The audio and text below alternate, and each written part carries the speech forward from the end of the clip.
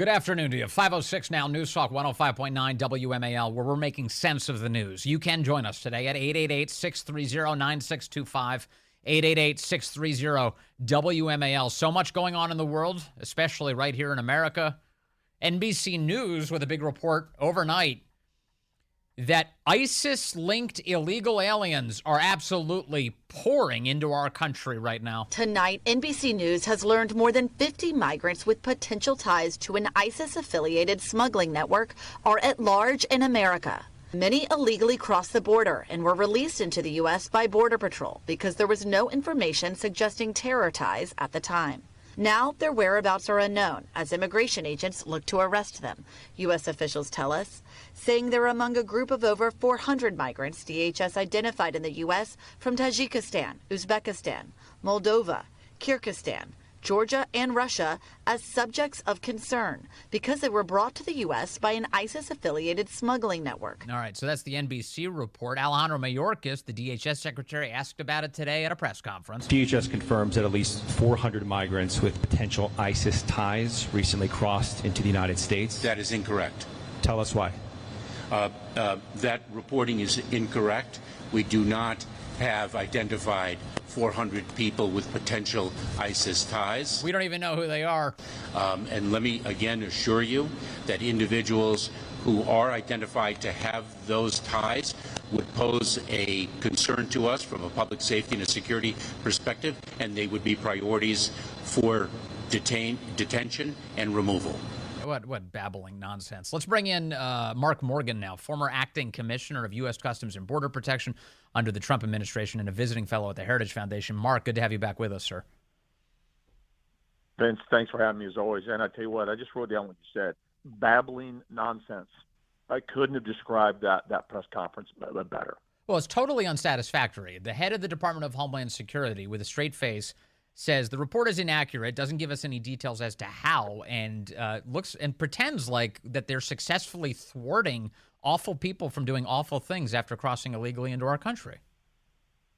Yeah, that's exactly right. Look, the reporter, it was a good question, and his initial gut follow-up was good. He said, well, tell us why. When the secretary said it was false, tell us why. Well, the secretary then, that's when the babbling nonsense and D.C. spin just flat out lied to the American people happened. I wish the reporter would have followed up again, because if you play that clip, what the secretary then said is, he says, quote, it's important to use precision with facts. Well, I would have went back and said, okay, secretary, well, why don't you use precision to tell me why this report is not true? And what he would have heard is, well, here's the deal is that all we know is that an ISIS affiliated smuggling organization smuggled these 400 into our country, and then because we didn't have any derogatory information on them at the time, we let them into our country. But don't worry, there's no big deal there. So I mean, really, that is the truth. Mark Morgan, from your perspective, having led Customs and Border Protection, is there any precedent for this? When we hear that ISIS is facilitating hundreds of people pouring across our border, and one would assume it's a lot more than hundreds. NBC's reporting the details. I would venture to guess that they're undercounting here. When you hear stuff like this, though, is there any precedent in your experience for this type of peril at that scale? No, not at that scale. That's absolutely correct. Look, we always know, and this is so important for everybody listening, is that the terrorist organizations across their globe, their commitment to bringing death and destruction to our homeland has never wavered. But your adjective is right. The scale of what we're seeing, just like in the past 3.5 years, Border Patrol have apprehended in excess of 370 illegal aliens on the watch list. I mean, they would never seen anything. To compare it, all 4 years combined on the Trump administration was like 12, just to put that in perspective. So the magnitude and scale of this is unprecedented. But here's something that's very important. Again, to talk about you have to be precise with facts. Well, the secretary is not listening and heeding his own advice, because he keeps telling American people we vet them. And if we have any derogatory information, then we detain them. Here's the issue with that, Vince, is that our intelligence database are not infallible, meaning we do not have information on everybody that poses a threat. And simply because they don't show up on our watch list does not mean they're not a threat. It doesn't mean they're not a terrorist. It just means they haven't dipped their terrorism toe in the water for us to come up on the database. Wait, also, but common sense will tell you. Yeah. If people are pouring in from countries that sponsor, harbor, and facilitate terrorism. Yeah, I don't know. Maybe they pose a threat to our country. Mark, everybody's also throwing their identification documents down on the other side of the Rio Grande when they come into the country. The first thing they're doing is attempting to defraud the federal government. So how can we, with a straight face, say that we know who this person is when they're starting their journey by trying to mislead us? That's exactly right. I'm literally just my mind right now. This is why I get so fired up and so frustrated, because this isn't just about horrible policies. This is about horrible policies on top of the individuals like Secretary Marcus are lying to the American people every single day. And here's something very important that they've abandoned. What we learned after 9/11, and what we learned after 9/11 is that we have to fundamentally shift from a reactive law enforcement model to a preventative, proactive model. And thousands of Americans died to teach us that lesson. And what has this administration done, Vince? They've literally walked back 20 years, and now we've returned to the reactive model. Instead of preventing the threat from coming in, Secretary Marcus told us today that they're going to let the threat in, and then if we figure it out later after the threat's already in the United States, then we'll go get them. Okay. That's the contrast. President Trump believed in the preventative, proactive model to prevent the threat from coming in. This administration allows the threat in, and then they react to it after the fact. Now, I'm going to ask you about something that is deeply disturbing. I just want to warn people about this, and it's the rape and death of a 12-year-old Houston girl this past week. And Mayorkas was asked about this today. Let me begin with some of the details as we know them as of today. The New York Post has a report now that the illegal aliens lured Jocelyn Nungaray, 12 years old, under a bridge and then assaulted her after they stripped her naked to the waist. They assaulted her for 2 hours, according to new court documents just submitted. One man was 26 years old. One man was 21. They allegedly bound her hands behind her back during the assault. They strangled her. They dumped her body in a bayou, according to the Harris County court documents. Her feet were also bound. Her back was covered in cuts as a result of all of this. After the murder, one of the men allegedly asked his employer at a construction site for money so he could skip town, according to prosecutors. Both men are now charged with capital murder. One of those men was wearing an ankle monitor being tracked by the Biden administration and conducted the attack while wearing the ankle monitor. And so today, Ali Bradley at News Nation asked Alejandro Mayorkas about this, and here's how that went. Obviously, the media, the nation, has had their eyes on the brutal crimes committed recently by illegal immigrants. One of them was actually wearing an ICE ankle monitor, yet this morning you said in an interview that the safety of the American people is the priority and that these individuals are vetted. But we know in our conversations with the ICE director, we've heard the FBI director say that there are significant gaps in intel. So what would you say to reassure the American people that they are in fact safe? And what would you say to the families who are mourning their loved ones because of these migrant crimes being committed? Well, let me start where you ended. A message to the families is, of course, our hearts are with them, given their suffering. The safety and security of the American public is indeed our highest priority. We screen and vet individuals when we encounter them. If we learn of derogatory information subsequently, later in the process, then we take enforcement action accordingly. These men entered this country this year, March and May. They were taken into custody by the Biden administration and released into the interior of the country. Mark Morgan, your thoughts on this? If he was really honestly concerned about the safety and security of this nation, he would not allow someone into the country that we do not know who they are. We can't verify their name. We have no idea what their criminal history is or what their intention is when they're in the United States. And then wait, as he said, quote, later in the process, Vince, if we find out derogatory information, then we'll do something. So Jocelyn, the 12-year-old that went through the 2 hours of torture that you described, by the way, she fought back. There were scratch marks and bite marks on these scumbags, okay? If you truly cared, He knows Venezuela that we do not get any information from Venezuela on the criminal background of these individuals. He knows it. He knows they come across, they ditch their ID on the Mexican side, they don't give their true names, and they know that Venezuela will not provide any information on their criminal background. So we let them in, they kill and murder and torture a 12-year-old, and then later when we find out that they had a long criminal history, that's his plan.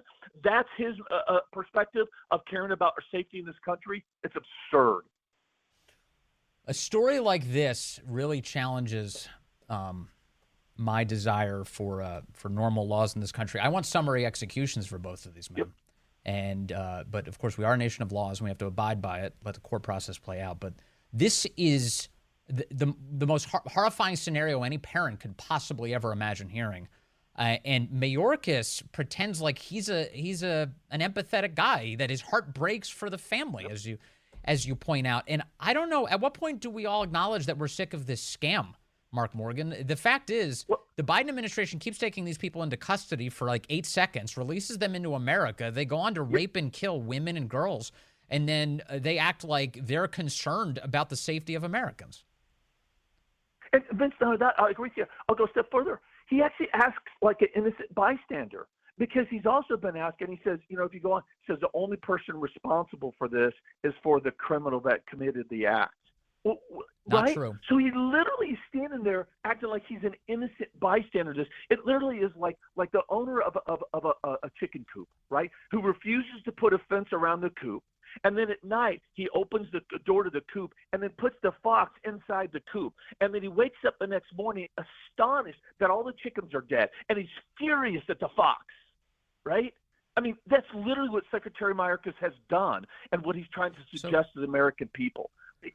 Yeah. On the terror threat portion of it, I'm reminded of something that happened here in our area recently, Mark Morgan, Quantico Marine Corps Base. Not the only place, but a bunch of places like this. But Quantico Marine Corps Base, about a month or so ago, there were 2 Jordanian nationals who tried to plow their way through the gate. They were stopped by the gate guards there, turned over to ICE custody. I've noticed the Biden administration hasn't given us any more details about this, but what little reporting we've seen on the subject has indicated that these were Jordanian nationals here illegally in the country, at least one of whom popped up on terror watch lists. And here they are trying to bust their way into a Marine Corps base with a box truck. And you have Secretary Mayorkas insisting that we're safe and they're catching these people. Yeah, we're safe as long as that after they've been released into the country, if we learn about derogatory information or learn they're terrorists after they're in the country, we'll go catch them, and so that's okay. Literally, that's his method. That's his approach, that he wants us to believe that is okay and keeps our country safe. It's absurd. And look, the 8 Tajikistan individuals that were arrested, known terrorists that were released in this country, they weren't the first. In the past couple of years, there have been several cases where we've released terrorists into the country where they've roamed around for a year, 2 years, and then we learned that there were potential national security threats, and we would go get them. And we know, again, the Border Patrol apprehended more illegal aliens on the FBI's watch list than any other time in our history. Over the past 3.5 years, Vince, we've apprehended over 100,000 easily of individuals that we know come from countries that sponsor, harbor, and facilitate terrorism. Yet we don't have any derogatory information on them, but yet we're still releasing them. I mean, think about it. A single adult male from Lebanon comes to our border illegally. Do you think the Lebanese government is cooperating with us? Go, look, you better keep that guy because he's a member of Hezbollah. It's not happening. But yet, if he doesn't show up on our threat, Secretary Mark says, no problem. We'll release him, and we'll figure that out later if something comes up. It is awful, and you are very familiar with the details. Mark Morgan, as always, thank you for your time and your wisdom. Really appreciate you, sir. You bet. Thanks. Good to talk to you. It's 5:21 now. I've got more audio for you coming up. These idiots in Washington. Jerry Nadler, boy, that guy's a dummy. He was approached by a Fox reporter today and asked, hey, can't we prevent these crimes if we just stop these people from coming in? He's a moron. Fox's Hillary Vaughn chased down, it didn't take much, fat Jerry Nadler today in the halls of Congress. I shouldn't say chased. She didn't chase him. It wasn't hard. Asked him, hey, about all this illegal immigration, what's going on? Hillary Vaughn, by the way, she's embarrassing Democrats by asking them simple questions. Here's Nadler. If you look at the statistics, the crime rate among immigrants is far lower than the crime rate among native-born Americans. So the whole issue is wrong. Aren't the crimes preventable, though, if these people don't have a right to be here in the first place? I've said what I'm going to say. I've said what I'm going to say, says Nadler. Listen to the lies that are just pouring out of his mouth. The crime rate among immigrants is far lower than native-born Americans.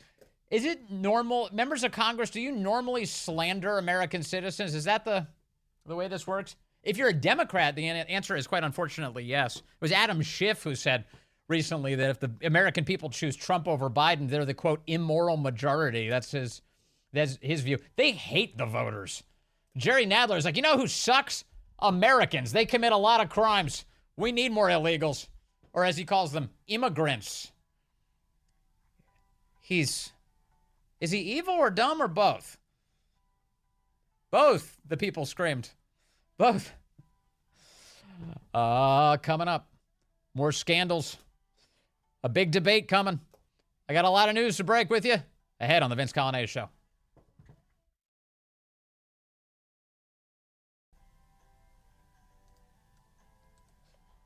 Hey, good afternoon to you. It is 5:35 here, News Talk 105.9 WMAL, where we are making sense of the news. You can join us today, 888-630-9625, 888-630-WMAL. Corey, our excellent producer here, tells me that there's a piece of audio that I'm going to want to hear. So we're going to listen to it together. It involves a judge in Harris County, Texas, by the name of Lina Hidalgo, and she was apparently discussing the murder of 12-year-old Jocelyn Nungaray, and she blamed, remember, Biden had these guys in custody and released them into the country, gave both of them ankle monitors, took an ankle monitor off of one of them, left an ankle monitor on the other, and they are alleged to have raped and murdered this 12-year-old girl over the course of a 2-hour brutal attack under a bridge. Now in custody, now being charged with capital murder, but she's gone. And this never had to happen. This could have been stopped, and Biden allowed it to happen, quite unfortunately. Now, the judge here is blaming, I have this right, Republicans for this? Yeah, it was mostly Judge Lina Hidalgo talking. She says evil happens regardless of immigration status. And she also spent time blaming Republicans for the conditions that led to Jocelyn's murder. When the former president decided that he did not want Biden to have a win on immigration, he told his party to pull out of that agreement. This is a lie. This is a lie. This woman should not have a job as a judge or anything else. So that is a lie. It's a conspiracy theory. It's been bandied about by the left that Trump actually wants the border in chaos. Please, please, please keep it in chaos so I can get elected on this issue. These are lies, and no one has ever, I want to repeat, ever presented any sort of evidence to support this. It's a garbage conspiracy theory. It's the same thing Blue Anon does every time they get a hold of any words in the English language. Remember what we heard going into the 2020 election? Donald Trump's going to use the Postal Service to steal the election. This is horse crap. And so here you have this idiot, Lina Hidalgo, saying Trump wants the border in chaos. The reason that these illegals killed this girl is because Trump kept the border open. What are you even talking about? Jocelyn's murder. When the former president decided that he did not want Biden to have a win on immigration, he told his party to pull out of that agreement. So blaming things on the current immigration policy is absolutely political, and it really breaks my heart that people would politicize the sadness that tragedy. To me, it hurts even more that they're being used as pawns in this fight over immigration that doesn't even exist. They're victims of Biden's policies. That's what they are. They're victims here. And she says they're pawns. When people are wounded, hurt, raped, murdered as the result of decisions made by elected officials, The citizenry deserves to know about that in order to stop it, in order to fix it.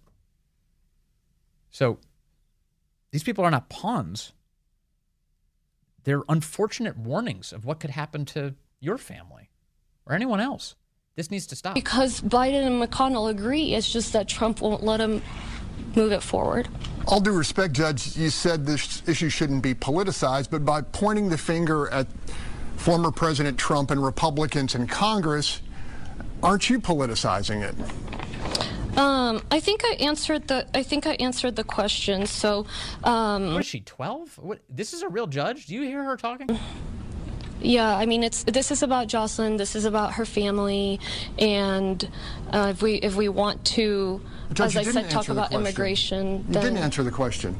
Are you politicizing this by pointing the finger at Republicans and saying it's their fault, not the fault of the Biden administration that lifted the Remain in Mexico policies? Again, the Biden administration reached an agreement with Leader McConnell to address this, but this is not about immigration. I'm not going to feed into that. Ugh, she should. I was going to say she should be in jail. I don't know. She should just not be in a job where she has any power over anybody. That's awful, just awful, and far too common, unfortunately. We got a call coming in from Kent. He's in Oklahoma, line 2. Kent, good afternoon, sir. You're on the Vince Coglianese Show. Hello, Vince. I could have went all afternoon without hearing that broad. I just want to point out to Mr. Nadler that the crime rate amongst illegals is 100%.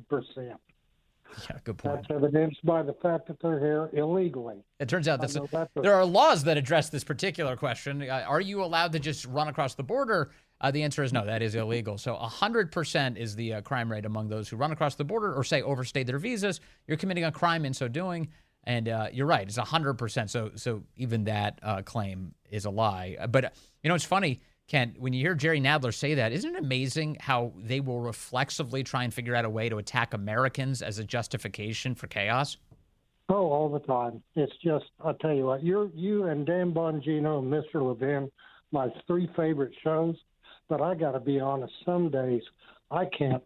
I'm going to blow my brains out listening to some of this stuff. It's ridiculous. Well, it's maddening. It's maddening because you feel helpless in the face of it. You're listening to it and you're like, what can we do? Is this really the state of my country? I feel like that all the time, Ken. I'm right there with you, brother. I know it's a bad dream. I wish it was just a bad dream. Yeah, me too. Which is why I'm hoping something better is ahead. Go ahead, Ken. I won't take any more of your time. I know other folks want to call in. Everyone's so nice. They're like, I've said my piece. I got to go. Thank you, Ken. I appreciate that. Thank you very much. See you later, bud. Thanks, sir. Good to hear from you from Oklahoma. Let us see here. I got Dave calling in from Falls Church. He's on line 4. Hello, Dave. You're on the Vince Coglianese Show. Hey, Vince, thank you for taking my call. It's a pleasure to be on your show. I met a couple of years ago at Bourbon Boulevard with Chris Plant, and then a couple of months later with Larry and Chris, and the great one at Birchmere. But I love. By the way, I just want to say I was just with Chris Plant a couple of weeks ago at Bourbon Boulevard. Love Bourbon Boulevard, and I'm so grateful that you and I got to meet there too, Dave. Very, very kind, and you got to meet my daughter too, my Hillsdale College grad, wonderful daughter. But oh yeah, my point when you led today with 2-to-1 odds that Trump's going to win, and you cannot get complacent at all. The other side is going to do everything they can. They're desperate more and more each day. They are in the retail business of stealing votes, and will be in the wholesale business of stealing votes. As was proven in 2020. Among the culprits are 2 of the most corrupt fellows now, Clapper and Brennan. And, they're retail. Retail, we've all got stories. 2020, my sister and brother-in-law voted from an empty lot in Nevada in the election, and then there are all the stories about truckers carrying hundreds of thousands of votes. And a lot of concerns about Nevada. Remember WJLA here in D.C. or in Virginia mysteriously came back from a commercial break the election night, and 400,000 votes, something like that, had been switched from one candidate to the other. So we still have to get serious. We need more and more volunteers as poll watchers and everything, because, like I say, the other side is increasingly desperate. Yes, they are. I mean, if there's any optimism here, I have detected some hustle on the right, which is good. It's not all talk. There are definitely Americans who are signing up to be poll watchers. The RNC has been soliciting that very thing. They've apparently gotten a very good reaction from so many Americans who really want to be a part of securing the process and making it credible. The other thing is we've seen a number of states change their laws since 2020 to prevent some of the shenanigans that you're talking about, the banning of Zuckerbucks in 27 states. There are efforts underway, thankfully, to try and secure this election. But boy, you've got to, as President Trump says, Dave, make it too big to rig. You just have to really dominate on the battlefield, and in order to do that, you have to show up on that battlefield. So, Dave, thank you very much. Yes. They have to get completely depressed that there's no hope. But like I say, we just have to keep pressure on, stay in the fight. Amen. Thank you, Dave. I appreciate that call. You know, I want to focus on something Dave just said about James Clapper, John Brennan, these nefarious forces in American politics who have used their perches in the intelligence community in order to undermine the democratic process here in the country. Paul Sperry at Real Clear Investigations has an important piece up today called James Clapper, Mr. October Surprise, how Obama's intel czar rigged both the 2016 and 2020 debates against Trump. He writes that just before Donald Trump and Hillary Clinton faced off in their second presidential debate, then National Intelligence Director James Clapper met in the White House with a small group of advisors to President Obama to hatch a plan to put out a first-of-its-kind intelligence report warning the voting public that the Russian government was interfering in the election by allegedly breaching the Clinton campaign's email system. On October 7th, 2016, just 2 days before the presidential debate between Trump and Clinton, Clapper issued the unprecedented intelligence advisory with Obama's personal blessing. It seemed to lend credence to what the Clinton camp was telling the media, that Trump was working with Russian President Vladimir Putin through a secret back channel to steal the election. Sure enough, the Democratic nominee pounced on it to smear Trump at the debate. And that wouldn't be the only historically consequential maneuver for Clapper, whose role in skewing presidential campaigns might deserve a special place in the annals of nefarious election meddling by, in this case, a domestic, not foreign, intelligence service. In 2020, he was the lead signatory on the intelligence, quote, statement that discredited the New York Post's October bombshell, exposing emails from Hunter Biden's laptop, which documented how Hunter's corrupt Burisma paymasters had met with Joe Biden when he was vice president. It was released October 19th, just 3 days before Trump and Biden debated each other in Nashville. 50 other U.S. intelligence community officials and experts signed the 7-page document, which claimed the arrival on the U.S. political scene of emails purportedly belonging to Vice President Biden's son, Hunter. Much of it related to his time serving on the board of the Ukrainian gas company Burisma, has all the classic earmarks of a Russian information operation. In hindsight, Clapper's well-timed pseudo-intelligence in both 2016 and 2020 helped Clinton and Biden make their case against Trump as a potentially Kremlin-compromised figure. Charges that crippled his presidency and later arguably denied him re-election. The phony laptop letter actually helped Biden seal his narrow victory, since many of his voters in the close election told pollsters they would have had second thoughts about backing him had they known of the damning materials contradicting his denials that he knew anything about his son's shady foreign dealings. A post-election survey by the polling company, for one, that's the name of the company, the polling company, found that thanks to the discrediting and suppression of the laptop story, 45% of Biden voters in swing states said they were, quote, unaware of the financial scandal enveloping Biden and his son. And that full awareness of the Hunter Biden laptop scandal would have led more than 9% of these Biden voters to abandon their vote for him, thereby flipping all 6 of the swing states that he won over to Trump and giving Trump the victory. So when you talk about the things the left will undertake to steal an election, here it is in black and white. Here it is. This is crystal clear evidence of election theft, of election rigging, where you have James Clapper constantly interfering in domestic American elections to try and benefit the Democrats. Well, and certainly the establishment here. there's a lot here. Clapper has popped up so many times. Clapper infamously lying to the United States Congress about the extent to which they were spying on American citizens. Remember, Democrat Senator Ron Wyden asked him, "Do you collect information on Americans?" "No, you don't collect any information on Americans?" "Not wittingly." Not wittingly. And then his partner in crime, John Brennan, former CIA guy, was the one who was spying on the United States Senate and then lied about it. You spying on the Senate? No. They were spying. Big time. And lied about it. And of course, the left has rewarded them since. And Democrats were mad at those guys at the time. You spied on us. Or in Ron Wyden's case, Ron Wyden's always acting like he cares about infringements of civil liberties. I really care about America. Sure you do. Sure you do. How come you're not calling out Clapper and Brennan today? Because they're on his side. And they're serving his purposes. And they're trying to take down Trump. And the other piece here in this excellent Paul Sperry piece from Real Clear Investigations that's worth knowing is that, and I mentioned this earlier in one of our conversations. It was with Caroline Leavitt from the Trump campaign. Here's what he writes in this piece. When congressional investigators first asked Clapper about the CNN leak of the dossier briefing in a July 2017 deposition, Clapper flatly denied discussing the dossier compiled by Christopher Steele or any other intelligence related to Russia hacking of the 2016 election with journalists, according to a report issued by the House Intelligence Committee. But Clapper changed his story upon further questioning. Quote, Clapper subsequently acknowledged discussing the dossier with CNN journalist Jake Tapper, end quote, who, by the way, is moderating the debate tomorrow night.